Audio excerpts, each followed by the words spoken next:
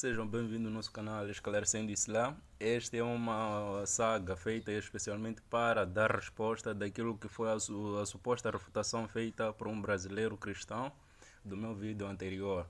O vídeo que eu fiz está na descrição desse vídeo. É só clicar para assistir o vídeo anterior para vocês poderem estar conectados acerca do que se trata em si. Então, temos aqui esse é um vídeo feito especialmente para responder o meu vídeo, para refutar o meu vídeo que eu fiz. E eu estou fazendo esse vídeo para responder todas as lacunas que ele deixou cair nessa suposta refutação dele. Então, vamos no vídeo. Bem-vindos a mais um vídeo do canal Pensando Fora da Caixinha. O motivo desse vídeo é em resposta a um camarada que mora lá do outro lado do mundo, certo? Lá na África, certo?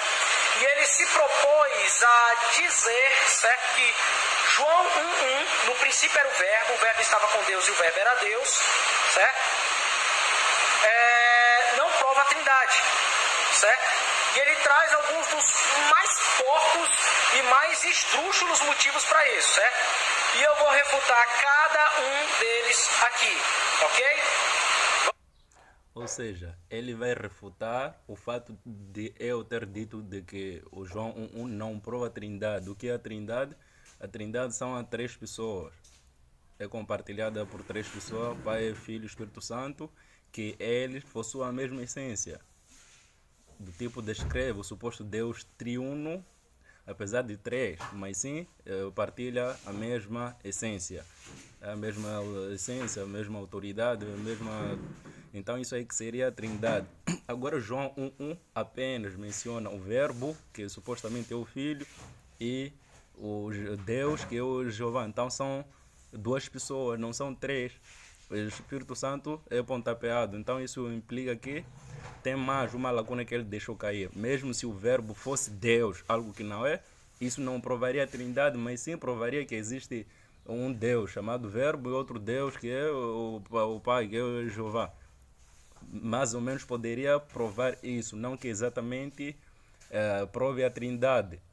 Esse é mais um tiro no pé que ele deu. Vamos acompanhar o vídeo. Vamos começar com as palavras do dito cujo. Se você se deparou com um trinitário, é normal um trinitário usar isso aí como a prova de que o Jesus seja Deus. Será mesmo que esse verso prova a trindade? Trago três motivos que invalidam totalmente a trindade, o argumento trinitário se baseando no João 1:1. Primeiro, é que quando no princípio era o verbo estava com Deus, o verbo era Deus. É gramaticalmente impossível conceber que o verbo que estava com Deus seja o próprio Deus. Não há nenhuma ligação. Isso der. Será mesmo que não é possível? Será mesmo? Só para dar uma nota, esse vídeo, ele cortou esse vídeo porque lá, se vocês forem assistir o vídeo, esse vídeo que eu fiz que está na descrição, eu estou a argumentar de que é gramaticalmente impossível o verbo que estava com, esse ignorou esse com, apenas foi pegar noutra parte.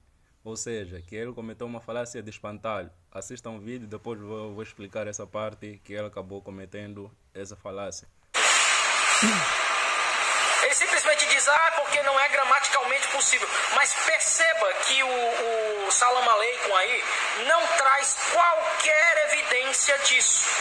Certo? A única coisa que ele faz é dizer, não é possível porque não é possível. E ele dá aquela explicação esdrúxula dele. Mas eu vou trazer um professor de grego para desmentir esse sujeito. Certo? Vamos desmentir esse camarada, vamos? Bem, senhores, eu vou estar pegando alguns vídeos do professor Fábio Sabino, pegando os links, postando aqui no grupo. E vou gravar pequenos vídeos de 2 minutos cada, sequenciais, refutando esses vídeos do professor Fábio Sabino. E vocês podem apresentar o professor Fábio Sabino ou lançar no YouTube, tem minha autorização. Veja bem, o professor Fábio Sabino tem um vídeo no YouTube intitulado E o Verbo era Deus. Será? Nesse vídeo, o professor vai trabalhar o Evangelho de João, capítulo 1, versículo 1. A sentença, vai fazer uma análise sintática do versículo 1 do capítulo 1 de João. Vamos ao texto. arche en hologos kai hologos en prostotion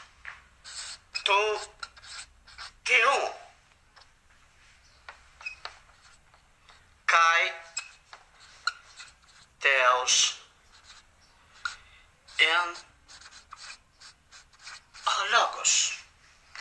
O professor Fábio Sabino ele vai contar as preposições, os substantivos e os verbos, as ações verbais, e vai trabalhar as terminações. Veja bem, a terminação que nomeia o sujeito de uma oração grega é o sigma, e a terminação que nomeia o objeto direto é o ni. Essa terminação pertence ao caso nominativo e essa ao caso acusativo. Então, segundo o professor Fábio Sabino, Theos com a terminação sigma e logos com a terminação sigma numa mesma oração, numa mesma frase, sem o artigo que vai definir o sujeito, que vai nomear o sujeito, o artigo também pertencente ao caso nominativo, isso é um erro de sintaxe. Por que um erro de sintaxe? Segundo o professor Fábio Sabino. Continuando. O professor vai alegar que a terminação do sujeito em Theos, mas a terminação do sujeito em Theos, seriam dois sujeitos. A falta do artigo aqui, Theos não pode ser um sujeito, porque falta o artigo. Então, o que é que o professor vai alegar? Que aqui tem um erro de análise sintática. Veja a inocência, com todo respeito, é claro, do nosso nobre professor. Nós temos aqui uma oração composta. Uma oração composta. Composta de quê? Composta de sujeito, verbo, o artigo que define o sujeito, e o sujeito, verbo, o artigo que define o sujeito e o predicado do sujeito. O caso nominativo, a terminação sigma, que coloca toda essa oração aqui, toda essa oração, no caso nominativo. Caso nominativo. O caso nominativo, ele vai nomear o sujeito, só que esse caso nominativo, ele vai nomear o sujeito e vai nomear também o predicado do sujeito. Vai nomear também o atributo do sujeito. Vai nomear também a definição do sujeito. Então, veja bem, em grego é diferente de em português. Em português nós temos o sujeito, verbo e objeto. Objeto direto. Isso em português. Só que no grego é diferente, senhores. No grego você tem que fazer a sintaxe, sim, identificar o sujeito, depois identificar o objeto ou o predicado do sujeito. Então, como é que se faz isso? Tem artigo aqui, não tem artigo aqui. Então, Theos não pode ser sujeito, embora esteja com a terminação nominativa. Existe artigo aqui, existe artigo aqui. Então, o sujeito é logos. Por quê? Porque tanto o artigo quanto o substantivo logos estão no caso nominativo. Então, nós temos aqui o sujeito. Então, continuando, nós temos aqui o sujeito. Agora, veja como fica fácil. Logos. Sujeito. O verbo. Nós temos aqui o verbo.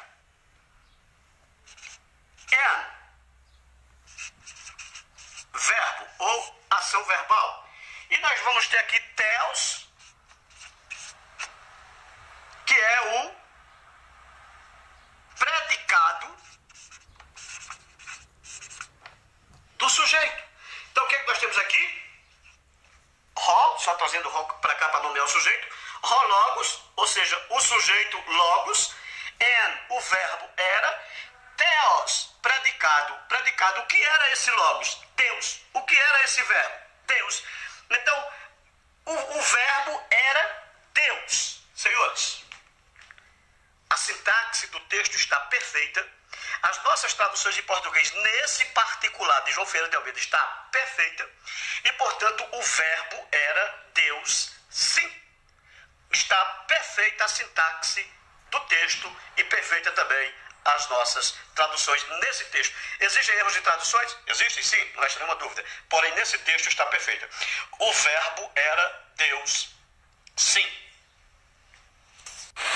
Então, sim. Dá para perceber de que aqui ele apenas refuta a última parte do versículo que diz que o verbo era Deus. Que esse professor supostamente refuta essa parte aí. Esse suposto professor refuta essa última parte de que se é que realmente está escrito no grego que o verbo era Deus, é o que ele refuta. Vamos ver qual era a essência do meu argumento.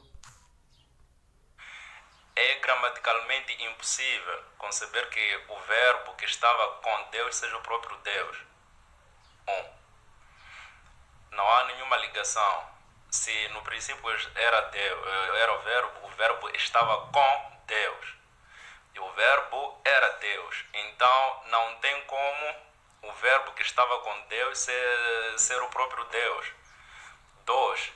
Se você for a ler, dá para perceber de que eu estou usando todo o versículo, não apelando, não simplesmente amputando uma parte do versículo para dar crédito a outra parte.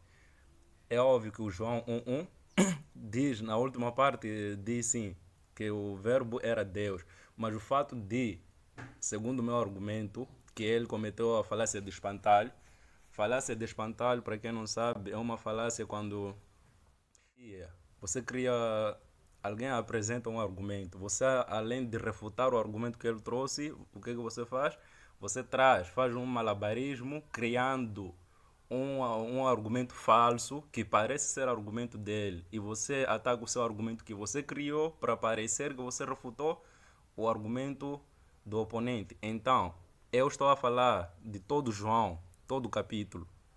Porém, esse professor dele, esse suposto professor dele de grego, o que ele está a fazer? Está a responder a última parte se está correto traduzir e o verbo era Deus. Então, isso aí é uma falácia bem visível, uma falácia de espantalho.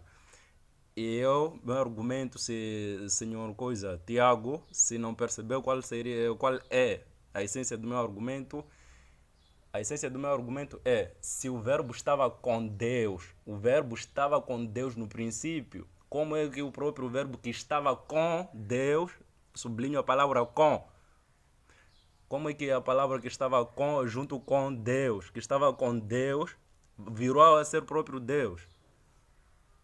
Vamos prosseguir no vídeo. Então, sim, é gramaticalmente possível, certo?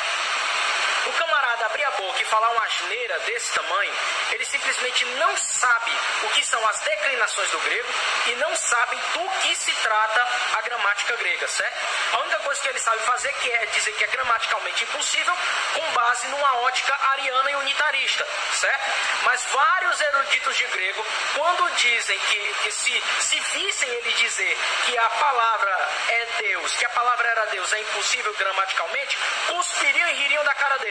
O camarada desse é um analfabeto bíblico, ele não sabe do que está falando. Na Bíblia, nesse ponto, dá para perceber que nem ele, nem o professor dele conseguiram perceber a essência da questão em si. Por isso, todos eles estão a fazer a falácia do espantalho, todos eles estão a cometer o espantalho. Porque o problema em si não está se o verbo era Deus, mas sim como é que virou ser Deus, visto que o verbo estava com Deus. Então acho que ele ou desleixou, ou ele não teve a capacidade de identificar qual é a questão realmente colocada. Vamos ouvir. Na Bíblia, a versão Jerusalém, não existe o próprio capítulo. Porém, no capítulo, na Bíblia israelita, está escrito no princípio existia a palavra existia com Deus. E a palavra era divina, não era Deus, mas sim era divina. Logo, aí temos uma lógica. Aí temos uma lógica contextual em si. Porque quando se diz que no início existia a palavra existia com Deus e a palavra era divina, significa que a palavra era de Deus, não o próprio Deus. Mentiroso! Percebam a desonestidade honestidade intelectual desse camarada. Ele pega uma tradução bíblica, e se baseia nela para dizer que é lógico dizer que a palavra era divina. Ele pega uma Bíblia só. Tem um detalhe, ele ainda dá uma gaguejada quando ele fala da Bíblia de Jerusalém, certo? Que a Bíblia de Jerusalém ela fala e o verbo era Deus. Mas não é só ela. Eu vou ler uma ruma de traduções aqui, inclusive hebraicas, que chamam o verbo de Deus. Vamos lá.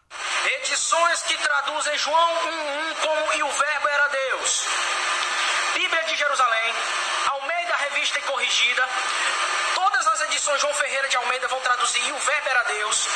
Reina Valera, Nova Versão Internacional, Nova Tradução na Linguagem de Hoje, King James, versão de 1611, Sociedade Bíblica Britânica, Nova Versão Transformadora, Almeida Século XXI, Bíblia Interlinear, grego e inglês, que vai dizer And God was the Word, ou e Deus era a palavra, Bíblia de Estudo Bereana, New American Standard Bible, Bíblia Bereana Literal, versão de inglês contemporâneo, Bíblia Cristã Padrão de Roma, tradução Boas Novas, Bíblia King James 2000, versão americana padrão, Bíblia de Douay Himes, tradução da Bíblia de Darby, tradução da Bíblia de Webster, Novo Testamento Weymouth. Mas há 3 Bíblias que eu gostaria de destacar. A primeira delas, a Peshitta Siríaca, dos séculos 2 ao 5, Aqui dá para perceber de que aqui ele comenta também a segunda falácia. Para quem não sabe, falácia seria um argumento falso com aparência verdadeira, ou seria a tentativa de enganar. Falácia seria aquela tentativa de enganar. Então é a mesma coisa que ele está usando nesse argumento dele. Porque primeiro ele está a citar o que ele cita. Se baseia em uma falácia, na filosofia chama-se uma falácia do apelo à autoridade. O que ele está a fazer? Ele está a apelar para a maioria dos tradutores que traduziram da mesma forma e não apresenta o fato de que qual é o argumento, qual é a fonte que esses tradutores se basearam para fazer essa tradução. A Bíblia na versão Jerusalém, que eu estou a falar, a Bíblia na versão Jerusalém, elas se baseiam em manuscritologia que eles chamam de textos críticos. São textos críticos porque eles analisam primeiro o próprio contexto para ver se isso aí vai caber ou não.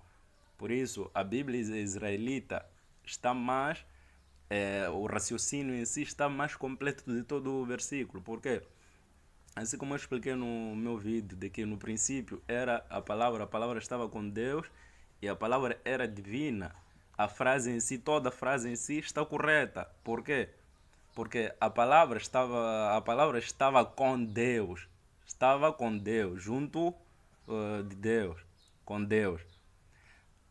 E posteriormente essa palavra era divina porque veio de Deus. Então, se a palavra estava com Deus e essa palavra era Deus, quantos deuses existem? É essa questão que eu fiz também no próprio vídeo que veremos a seguir. No princípio era o Menha, e o Menha estava com Elohim, e o Menha era Elohim. A Peshitta hebraica. Não sei se deu para perceber, ele disse que a palavra era Elohim. Elohim é um termo usado para denominar deuses. A tradução correta seria para deuses. Então, se é para Deus, então é aplicado para qualquer um que seja. Esse termo Elohim é aplicável para qualquer um que seja, mesmo que não seja o Deus Criador. Então, isso aí também é uma refutação que ele faz, é uma refutação que ele se autofaz. Porque ao dizer que a palavra era Elohim, então a palavra era uma outra qualquer coisa que foi denominada desse Deus aí, não que seja, por não ser, mesmo que não seja Deus, Criador. E essa palavra era ele mesmo, Deus. E aí, ô Salam Aleikum, é tu que tá certo, essas traduções estão todas erradas, quem disse? Vai estudar a Bíblia, rapaz. Outro detalhe sobre a Bíblia israelita. A Bíblia israelita é uma versão, assim como a Bíblia Jerusalém, é uma versão usada por alguma seita cristã, que é Testemunha de Jeová, algumas seitinhas, digo assim. E o meu argumento permanece válido, mesmo se existisse 1 milhão de coisas, de versões bíblicas. O fato de existir uma versão que não concorda com isso, então meu argumento ainda continua válido, sendo... por quê? Porque existe uma parte dos cristãos que concordam com isso aí, não é que é uma versão abandonada, não. Essa versão israelita é uma versão usada por Testemunha de Jeová, é usada mesmo. Agora, se Testemunha de Jeová são cristãos ou não são, isso não me interessa. O que me interessa é que o meu argumento ainda prevalece. A Bíblia israelita não traduz, a palavra era Deus, mas sim era divina, ou seja, a palavra era de Deus. Faltar os pais da igreja que traduziram João 1:1, porém o verbo era Deus. Inácio de Antioquia, na sua carta aos Tarsianos, aos Antioquenos. Aqui eu vou acabar pulando porque é malabarismo, só para perder tempo, só vai queimar nosso tempo. Então vou pular essa parte aqui para podermos ver o que interessa realmente. Aos romanos e aos magnésios, Tertuliano contra Hermógenes aos Gálatas. Todos eles traduzem. Para terminar a parte 2 do argumento chulo desse camarada, certo? Esse negócio que tem lógica na palavra era divina. Ele não sabe que se fosse para falar e a palavra era divina, era para conter um certo termo que pelo visto ele desonestamente omitiu. Vamos lá ver qual é.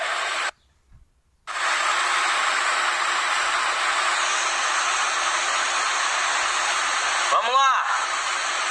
Muçulmanos e unitaristas usam deturpadas que vertem João 1:1 como e a palavra era divina, como no caso do bonitão aí, o Salam Aleikum aí, que usou a Bíblia israelita como se essa fosse a única tradução confiável, né? Ele se apoia nela e esquece todo o resto.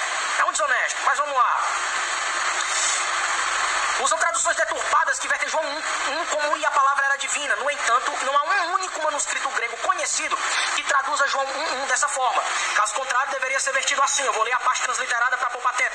Enos logos en prostonteon kai teios en logos. A concordância Strong define teios da seguinte forma: adjetivo, derivado de theos, Deus, divino, manifestando as características da natureza de Deus. Teios, natureza divina, vincula a essência de Deus à sua auto-manifestação, permitindo que todas as pessoas o conheçam, observando seus atributos. Isso é o dicionário online de Strong. Mas não é o que você vê em nenhum manuscrito grego antigo que conste e a palavra era divina. Ou seja, esse bonito está falando do que não sabe. Como sempre, novidade. O verbo. O que ele não percebe nesse argumento dele, o uso desse argumento dele, que é uma falácia do apelo à autoridade em si, é o fato de não existir uma tradução traduzindo dessa forma e centenas de traduções traduzindo de outra forma. Isso realmente implica que aquela uma tradução seja falsa. Então, essa é uma questão do quê? De seguir um raciocínio lógico em si, nas suas abordagens. Por quê? Porque o João 1:1, na sua fraseologia em si, todo o versículo é totalmente impossível se ou existe dois deuses, ou o verbo não é Deus, o Criador. O verbo estava com Deus, temos um Deus aí, e o verbo era Deus, temos dois deuses. O primeiro Deus, o Deus que estava com o verbo, o segundo Deus, o verbo que se transformou em Deus. Só para dar mais um bônus, vamos substituir a palavra. Ai, que burro, dá 0 para ele. E no final ele bate, argumento ridículo. O que eles não entendem, como todo unitarista e todo adorador de Allah faz, eles não entendem que não são dois deuses, certo? Mas sim 3 pessoas que compartilham de um único atributo divino. Porque Deus Deus é o ser que se apresenta para nós em três pessoas, Pai, Filho e Espírito Santo. A questão é que eles acham que estão refutando a Trindade com esse argumento do biteísmo, quando na verdade não é, certo? Porque o Filho é consubstancial com o Pai.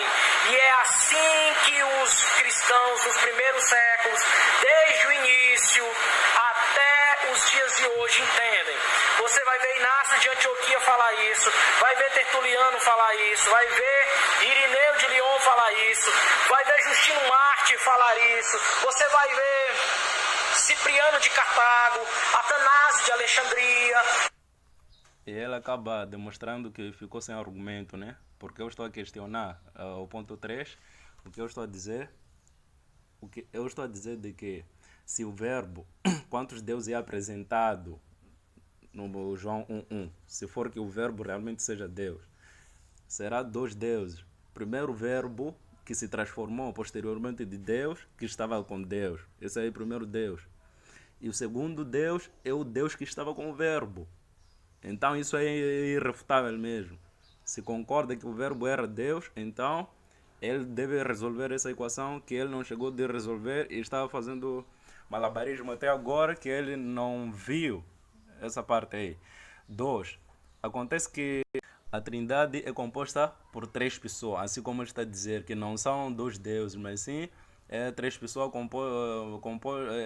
é um Deus composto em três pessoas, ou seja, é um Deus triuno, certo? O problema que sai é que no João 1 é citado o Verbo, que é Jesus, e Deus, que é o Jeová. E onde está o Espírito Santo? Onde está a terceira pessoa? Onde existia... Porque está dizendo no princípio existia o Verbo estava com Deus, o Verbo era Deus. E o Espírito Santo, onde entra nessa parada aí? Como se não bastasse. Se no princípio o que existia era Deus, o que existia era o Verbo, então quer dizer que o Verbo em si tenha um princípio. E Deus não tem nenhum princípio.